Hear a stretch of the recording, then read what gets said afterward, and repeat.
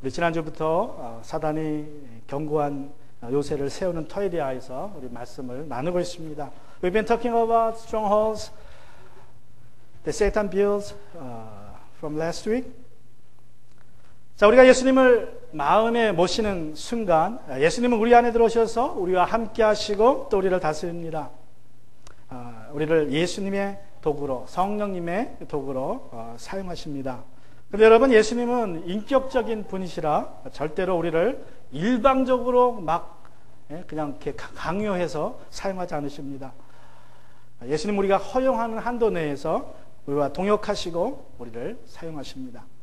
And at the moment you receive Jesus, He has come into your life, come into you to be with you and to rule you and to use you as His instruments. Since He is gentle and He respects us, He never forces us to do something for Him. And He works with us in our cooperation. He uses us as much as we allow us. 그런데 사단은 우리가 성령의 도구로 예수님께 쓰임받는 것을 싫어하고 또 더 나아가서 방해합니다. 또 우리로 성령의 도구가 아니라 죄의 도구로 사용되게 합니다. But Satan doesn't like us that we are used by God. So he interferes. He comes and tries to interfere and make his every effort to use us as tools for him, as tools for sin. 여러분, 사단은 우리 안에 견고한 진을, 요새를 세워서 그 진을 통하여서 우리를 조정하고 하나님께 불순종하게 합니다. 하나님의 그 통치를 거부하게 합니다. 또 죄를 짓게 합니다. 물론 사단도 우리를 억지로 그렇게 하도록 시키지는 않습니다. 사단은 아주 교묘하게 우리를 유혹해서 자신의 도구로 사용합니다. Through building strongholds in us, Satan control us, not to subject God's rule, but to commit sins. Of course, he cannot force us. He cannot make you do something for him, but he is cunning enough to deceive us, to use for him. 우리 지난주에는 사탄의 견고한 요새를 즐겨 세우는 터가 분노, 화라는 것을 나누었습니다. 여러분, 여러 가지 이유로 화를 낼 때에 그 화가 무엇이든지 간에 그것을 오래 품고 있으면 여러분에게 그 화를 통하여 사단이 와서 견고한 진을 세울 수 있습니다. Last week I told you that wrath or anger is one of the foundations that Satan loves to build his strongholds. For various reasons we get angry. Sometimes we get furious over injustice. A few days ago, a gunman went into a movie theater in Aurora, Colorado. You heard about that news. Killed 12 people, including, child. And I heard about 50 people inside the theater who get angered with that news. 여러분, 우리가 지난주에 며칠 전에 한 청년이 콜로라도주의 오로라시에 극장에 들어가서 12명을 총으로 쏴 죽이고 약 50여 명을 다치게 했다는 뉴스를 들었습니다. 여러분이 그런 일, 아주 불의한 그런 뉴스를 듣게 되면 우리가 화를 갖게 됩니다. 누가 화를 내지 않겠습니까? 그러나 그러한 화일지라도 오래 품고 있으면 그 화 위에 사단이 견고한 요새를 지을 수 있다는 사실을 우리가 알아야 합니다. However, what kinds of wrath you may have, you should deal with it before the sun gets down. Otherwise, Satan will work his way into you through your wrath and build his stronghold. 자, 오늘은 이제 사단이 견고한 요새를 세우기 좋아하는 다른 터들에 대해서 나누고자 합니다. Today I want to discuss other foundation. There are virtually, many foundations, but I just picked 3 out of them. So this is not it. So just don't get me wrong. This is not it. But I just want to share the common, most powerful foundation for strongholds. 여러분, 우리가 사단이 좋아하는 견고한 그 요새를 세우는 터들은 오늘 제가 나누는 3가지 말고도 많습니다. 굉장히 많습니다. 단지 제가 이 세 가지를 말씀드리는 것은 그래도 그 중에 많은 사람들에게 또 사단이 가장 좋아하는 것들 세 가지만 나누는 것입니다. 자, 그러면 사단이 좋아하는 두 번째 터는 무엇입니까? What is the second favorite place by Satan for his stronghold? It's arrogance. 두 번째는 교만입니다. 교만이라는 그 터 위에 사단은 견고한 성을 세웁니다. 여러분, 우리가 분노를 가질 때 분노 위에 사단이 견고한 성을 쌓아서 어떻게 합니까? 우리로 폭력적으로 만들게 하고 다른 사람들을 말이나 또는 힘으로 상처를 주게 됩니다. Through strongholds built on wrath, Satan makes us violent and abusive, either in words or in action toward others. 그런데 이 교만 위에 세워진 견고한 요새를 통하여서 사탄이 하고자 하는 것은 우리 믿음의 사람들로 또는 공동체로, 여러분이 속한 공동체로 서로 다투게 하고 싸우게 하는 것입니다. On the other hand, through the stronghold built on arrogance, Satan provokes us to fight one another and to make divisions among us. 이소부와의 이런 이야기가 있습니다. This is a rough translation, one of the Aesop's fables. I couldn't find it in an English version on my computer, so I just roughly translated. I hope you get to understand it. 이제 어느 날 그 그릭 신들이 많죠. 그릭 신들이 모여서 이제 잔치를 하면서 자기 짝을 뽑는 제비뽑기를 했어요. 그릭 신들이 자기 짝. 그래서 이제 다 짝을 찾았는데 그 중에서도 이제 아주 화려한 신들은 나름대로 다 짝을 찾았는데 한 신이 아주 추하게 생긴 연약한 신이 이제 자기 짝을 찾았는데 그 신들의 이름이 교만의 신이고 또 그의 짝이 뽑은 다른 짝은 싸움의 신이라고 합니다. 그래서 이 싸움의 신이 교만의 신을 맞이하면서 이렇게 말을 했다 그래요. 나는 당신을 사랑합니다. 당신이 어디 가든지 어느 곳에 있든지 내가 당신과 함께 있겠어.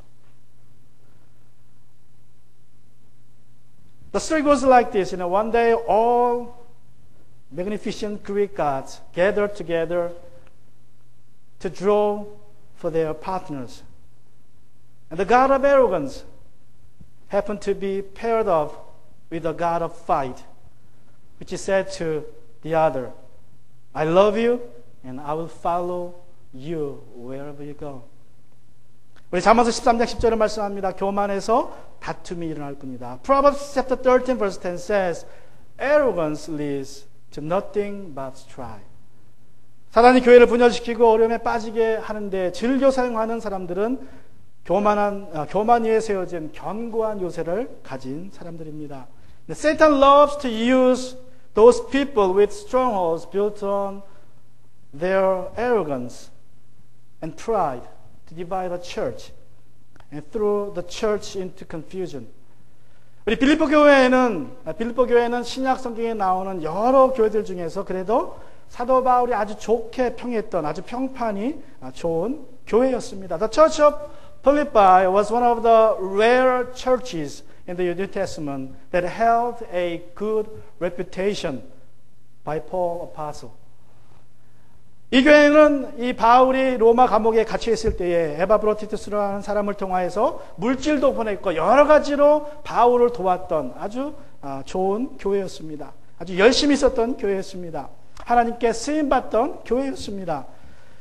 그런데 이 교회가 제가 믿기에는 하나님께 더 크게 쓰임받을 수 있었지만 그러지 못했습니다. 왜냐하면 교회 안에 두 명의 리더들이, 지도자들이 다투고 있었기 때문입니다. 그들이 누구입니까? The members of the church of Philippi were very eager to help Paul while he was in prison in Rome. They sent him money and every kind of support, even sent a member from the church to help him. They were used by God, I believe, in a mighty way, in many ways. But I believe the church could have been used by God more and further and praised by God. But they weren't. Because of two rival leaders in the church. Who are they?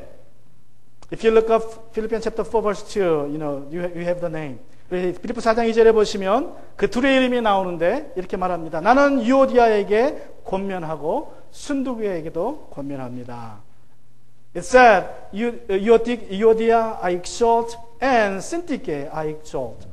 여러분, 유오디아와 순두기라는 여자 성도들은 빌립보 교회에서 아주 중요한 리더들이었습니다. 아마도 이들은 여자 집사였을 것이라고 생각합니다. Euodia and Syntyche were female leaders in the church. Probably, they were deaconess. 그런데 문제는 이 두 여자 리더들이 서로 경쟁하고 있었다는 것입니다. 내 방식이 옳다. 교회 사역하는데 내 방식이 옳다. 내가 맞다. 그러한 태도를 가지고 사역을 했습니다. 그 결과로 빌립보의 분위기는 어땠습니까? 항상 폭발 직전이에요. The problem was that they were in a rivalry. Their attitudes toward one another were like, my way is better than yours. I'm right and you're wrong. They always have this kind of attitude toward one another. And as a result, the atmosphere of the church was very flammable all the time. 우리 빌립보서 2장 3절과 4절을 보시면 사도 바울이 이렇게 말씀합니다. 무슨 일을 하든지 경쟁심이나 허영으로 하지 말고. 무슨 말입니까? 교회에서 무슨 일을 할 때마다 어떻게 했다는 것입니까? 경쟁심으로 했다는 거예요. 경쟁심. 내가 더 잘한다. 내가 더 옳다. 그 경쟁심으로 하면 또 허영심으로. 허영심이 뭡니까? 헛된 영광을 위하여, 곧 자기의 영광을 위하여, 사람의 인정받기 위하여서 일을 했다는 것입니다. 사역을 했다는 것입니다. 또 4절에 보면 여러분은 자기만 돌보지 말고 자기만 돌봅니다. 자기 그룹 사람들만, 나하고 친한 사람들만, 내 영향력 밑에 있는 사람들만 돌보는 것입니다. Philippians chapter 2 verse 3 and 4 it says, Do nothing from selfish ambition. Why Paul says like this? Because they are doing their ministry in the church but for their own good. Selfish ambition or conceit, like in vain glory. They want to get recognition from people. They want to get all kinds of glory for themselves, not for God. And verse 4, let each of you look not only to his own interest. They were caring for one another, but within their groups, who were under their influence and leadership. 그래서 바울이 뭐라고 말합니까? 그렇게 하지 말라고 명령하는 것입니다. That's why Paul said, commands them, stop doing like that. 여러분, 빌립보 교회는 하나님께 더 쓰임 받을 수 있었고, 그래서 하나님께 칭찬받을 수 있었던 그러한 교회였습니다. 하지만 유오디아와 순두개의 교만 위에 세워진 그 견고한 요새로 인하여서 빌립보 교회에는 보이지 않게 균열이 생겼고 하나님이 주신 그 역량을 100% 발휘하지 못하고 있었던 것입니다. The church of Philippi could have been used further and more by God, and she could have been praised more by God. But the strongholds built on the arrogance of Euodia and Syntyche caused schism and division in the church, unseen schism and division in the church, and prevented the church from being used for max. They couldn't use their potential 100% because of the strongholds on the arrogance. 우리가 지난 몇 년 동안 우리 교회가 큰 어려움이 있었습니다. 여러분, 그 이유가 무엇입니까? 저는 교만 때문이라고 생각합니다. 교회가 이래야 한다, 저래야 한다, 목사가 이래야 한다, 저래야 한다 주장하고 내가 옳고 당신이 틀리다라는 그러한 주장을 하는 사람들이 인하여서 교회가 힘들었습니다. 4분의 1 되었습니다. For the first few years, our church had been in great troubles and divisions. What is the cause? I believe it's because of arrogance. Those people who insist that this church should be this or that, do this or do that, and I'm right and you're wrong, and cause division in this church. 사도 바울은 유오디아와 순두개라는 두 지도자에게 이렇게 권면합니다. 4장 1절입니다. 나는 유오디아에게 권면하고 순두개에도 권면합니다. 주님 안에서 같은 마음을 품으십시오. Paul the Apostle gave his exhortation to two leaders Euodia and Syntyche in chapter 4 verse 1. Euodia I exalt and Syntyche I exalt. He is naming one by one and repeating the same verb, I exalt. Each one of them has to be listening to his exaltation. And his exaltation to each of them, and all of them in the church. 사도 바울은 나는 유오디아에게 권면하고 순두계에도 권면합니다. 말씀합니다. 그냥 유오디아와 순두계에 권면합니다라고 할 수도 있죠. 근데 이름을 말하면서 바로 또 권면합니다. 또 순두계에도 권면합니다. 반복해서 말합니다. 왜 그렇습니까? 그 두 사람에게 주는 아주 강력한 권면이고 모든 교회 안의 사람들에게 주는 권면입니다. 여러분 이 시간 주님께서 우리 각자의 이름을 불러가면서 이렇게 지금 권면하고 계시는 것입니다. 교만의 견고한 요새를 무너뜨리고 주님 안에서 같은 마음을 품어야 한다고 권면하십니다.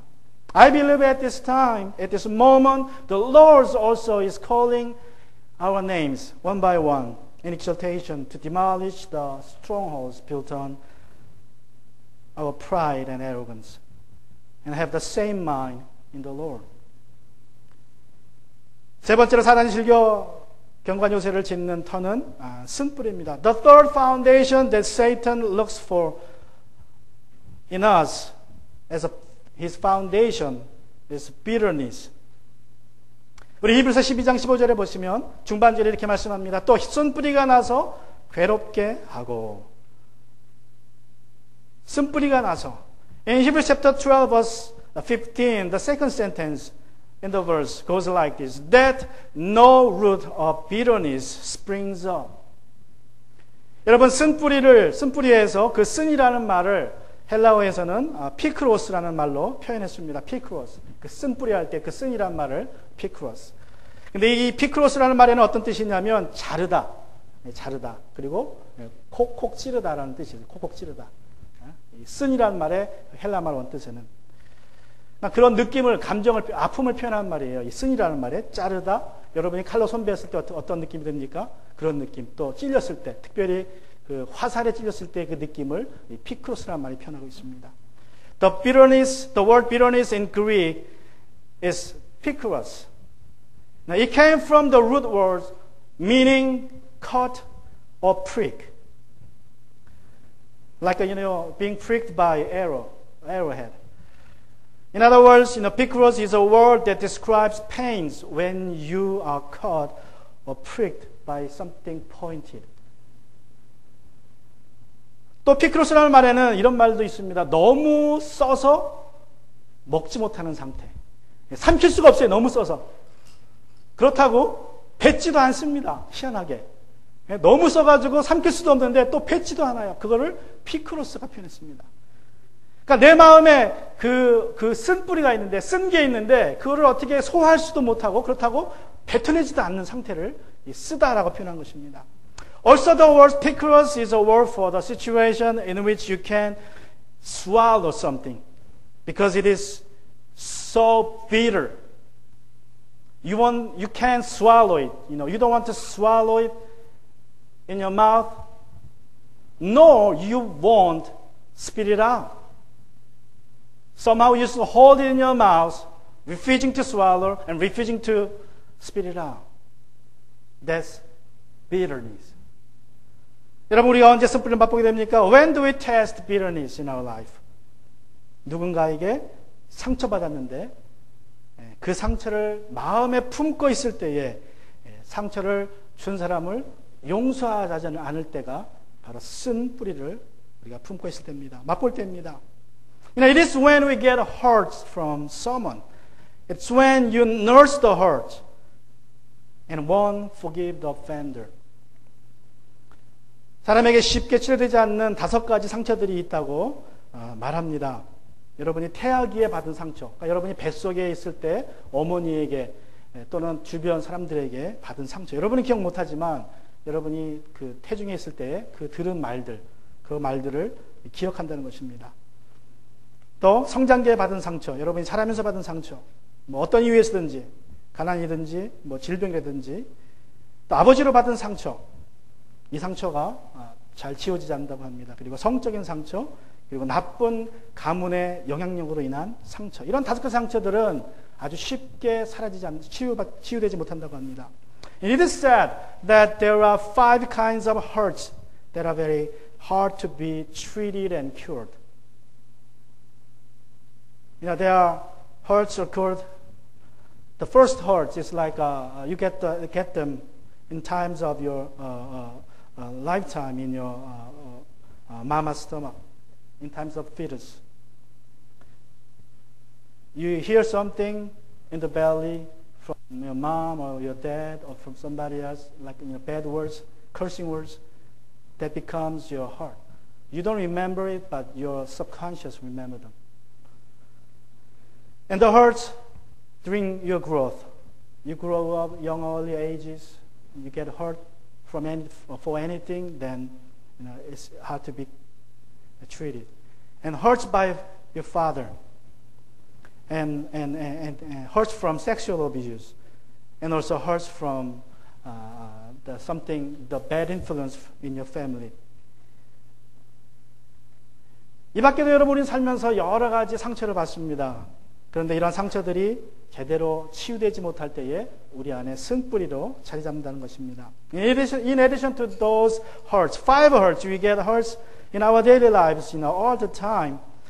But when they are not treated and cured properly, they root down in our heart as bitterness. 여러분에게 어떤 상처가 있습니까? 누가 상처를 주었습니까? 아직 용서하지 못하고 있습니까? What kind of hurts do you have? Who haven't you yet to forgive them? 사단은 그 쓴뿌리에 의해 견고한 요새를 세워서 우리로 하나님 자녀답지 못하게 살게 합니다.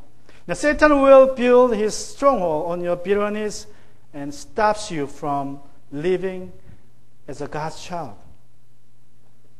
우리 히브리서 12장 15절은 우리의 마음속에 있는 쓴뿌리에 세워진 견고한 요새를 통하여서 사탄이 2가지를 한다고 말씀하고 있습니다. Hebrews chapter 12 verse 15 tells us that Satan will make us to do 2 things through strongholds built on our bitterness. First, Satan exerts his power through the strongholds to make us cause troubles, give troubles to others. 첫 번째로 사탄은 쓴뿌리 위에 세워진 그 요새를 통하여서 우리 관계 안에 있는 사람들을 힘들게 하고 어렵게 한다고 말씀하고 있습니다. 우리 12장 15절 중반절에 보면 또 쓴뿌리가 나서 괴롭게 하고 내 주변에 있는 사람들을 힘들게 한다는 것입니다. Hebrews chapter 12 verse 15, the second sentence. No roots of bitterness sprang up and causes trouble. Now, bitterness causes trouble to people in your relationship. And secondly, Satan, in the strongholds of bitterness, makes many people defiled.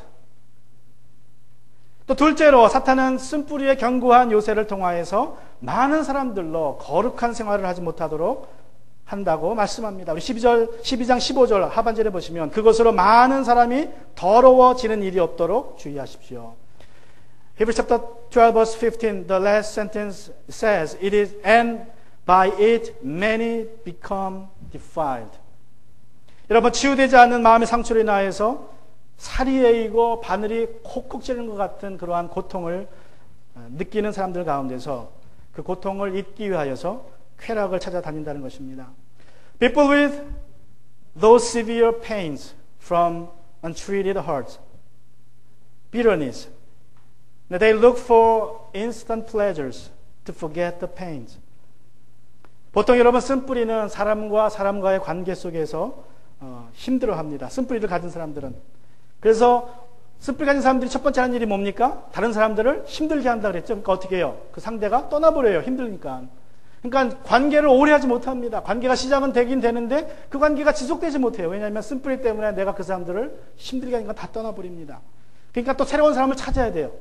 근데 어떻게 사람을 찾고 어떻게 그 사람과 관계를 시작합니까? 그 사람에게 인정받으려고 합니까? The people with bitterness usually are having a hard time in relationships. They can't maintain their relationship long because of their bitterness in their heart.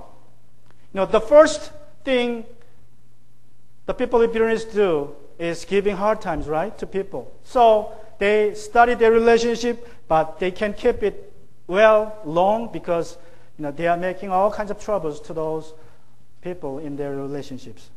So they need to initiate another relationship. They move from people to people. They started, but they end their relationship soon because of troubles they cause. But they use their sex. They live promiscuously to initiate an easy relationship. 여러분, 그런 쓴뿌리에 상처가 있는 사람들이 성적으로 사람들을 관계하고 그러한 성적인 쾌락을 통하여서 사람들과 관계를 시작하고 유지하려고 합니다. 그런데 그게 오래가지 못하니까 이 사람 저 사람 만나게 되고 주변 사람들을 문란하게 더럽히게 한다는 것입니다.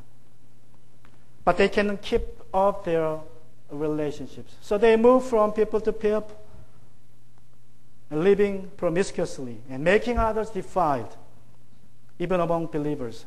그래서 심지어는 교회 안에서도 믿는 자들 중에서도 그렇게 산다는 것입니다. 어떻게 마음의 쓴뿌리를 제거할 수 있습니까? How can we remove the bitterness in our heart? 12장 15절 이렇게 시작하고 있습니다. 하나님의 은혜에서 떨어져 나가는 사람이 아무도 없도록 주의하십시오. Now, verse 15 of chapter 12 of Hebrew, it starts with like this. See to it that no one fails to obtain the grace of God. 여러분의 마음속에 있는 그 쓴뿌리를 없애는 가장 좋은 방법은 하나님의 은혜 안에 머물러 있는 것이라고 말씀합니다. The Bible says staying in the grace of God is the best way to root out, to remove bitterness in your heart. 여러분, 빛이 비춰지면 어둠이 물러갑니다. 그렇죠? 네, 여러분, 어떠한 어둠도 빛을 이길 수는 없습니다. 빛이 그냥 생기면 어둠은 가버려요. Light expels darkness, right? Darkness can never win light. When light comes, darkness dispels. 여러분, 빛이 오면 어둠이 물러나가는 것처럼 하나님의 은혜가 여러분 마음에 쏘여질 때에 여러분의 쓴뿌리가 물러가게 될 줄로 믿습니다. Likewise, when God's grace shines on you, bitterness in your heart will go away, will dry out. 여러분, 하나님의 은혜를 이길 수 있는 쓴뿌리가 없습니다. 그래서 우리가 하나님의 은혜를 더 큰 은혜라고 말합니다. 영어로는 greater grace. Bitterness can beat God's grace. That's why we call it greater grace of God. God's grace is greater than your bitterness all the time. 우리가 더 큰 하나님의 은혜로 마음의 상처가 치유받아야 합니다. 그래야 상처가 간증이 되고 그 상처를 통하여서 하나님께 영광을 돌리고 하나님의 쓰임받는 도구가 됩니다. Only by the grace of God our hearts can be healed. Bitterness will be moved. Then our bitterness, our hearts will be testimonies and tools to the glory of God. 여러분, 요셉만큼 상처를 많이 받은 사람은 별로 없을 것입니다. I believe there are not many people who had so much hurts and wounds and bitterness like Joseph did in the Old Testament. 요셉은 10명의 형제들에게 미움을 받았습니다. He was hated by 10 older brothers. Can you imagine that? All the brothers except his own younger brother, he was hated. 여러분, 10명의 손위 형들이 다 그를 미워했습니다. 그래서 형들의 손에 납치되어서 살해 협박을 받았습니다. And he was kidnapped by them and threatened to death one day. 그러다가 노예로 팔렸습니다. And finally he was sold into slavery by his own brothers. 노예를 하면서 이제 먹고 살만하니까 이제 좀 인정받았는데 주인 여자의 관계로 인하여서 성추행범으로 몰리고 지하 감옥으로 던져집니다. Now, he was very successful as a slave in Egypt, but he was victimized by his mistress and wrongly accused as a sexual predator and thrown into dungeon. 지하 감옥에서도 이제 어느 한 높은 고관에 도움을 줘서 그에게 부탁합니다. 나를 잊지 말고 내가 억울하게 여기 들어왔으니까 나를 꼭 꺼내주십시오. 나를 잊지 마십시오. 그런데 그 사람은 감옥을 나가자마자 잊어먹습니다. One day he helped one of the high officials of Pharaoh interpreted his dream and told him and gave him hope. You will be restored by Pharaoh. When you get out of this place, just remember me. I was put in here wrongly accused. Just take me out. Remember me. But the high official, upon getting out of the jail, just forgot about Joseph for years. 그러나 요셉은 하나님의 더 큰 은혜 안에서 그 모든 쓴뿌리를 녹여버렸고 하나님이 그를 사용하셨습니다. 하나님은 그를 통하여서 이집트 백성들과 그 주변의 나라들과 그리고 그 부모 형제들까지도 가뭄에서 구원하는데 그를 사용하셨습니다. But Joseph dissolved all the bitterness in his heart that spread it out. Then God used him to save all people in Egypt and all people in neighboring countries and even his own brothers from severe famine. 여러분 요한복음 4장에 나오는 수가성의 여인은 남편이 6이나 되는 여인이었다고 성경은 말합니다. 그럼 그러니 그에게 얼마나 많은 상처가 있었겠습니까? 그러나 예수님 만나고 그 상처가 치유받아서 그는 요한복음에 나오는 첫 번째 선교사가 됩니다. Now, a nameless woman in John chapter 4 had 6 husbands. You may imagine that, you can imagine that what kind of hurt she got from previous husbands and from people. But when she met Jesus one day, she was healed. And according to John, the gospel, she was the first missionary. She was used as the first missionary by God when the bitterness was healed. 그의 마음속에 쓴뿌리가 치유됐을 때에 여러분 그는 하나님께 첫 번째 선교사로 쓰임받았습니다. 여러분에게 지금 어떠한 견고한 요새가 있습니까? 혹시 그 요새가 여러분의 분노나 교만이나 쓴뿌리 위에 세워지지 않았습니까? 하나님의 은혜로 그 분노가 그 교만이 또 쓴뿌리가 사라지게 될 줄로 믿습니다. Now what kind of strongholds do you have? Is it built upon your anger or on your arrogance or on your bitterness? Now God's greater grace will help you to remove those strongholds and the foundation. Let's bow our head. 같이 시간 머리를 숙여서 오늘 말씀을 생각합니다.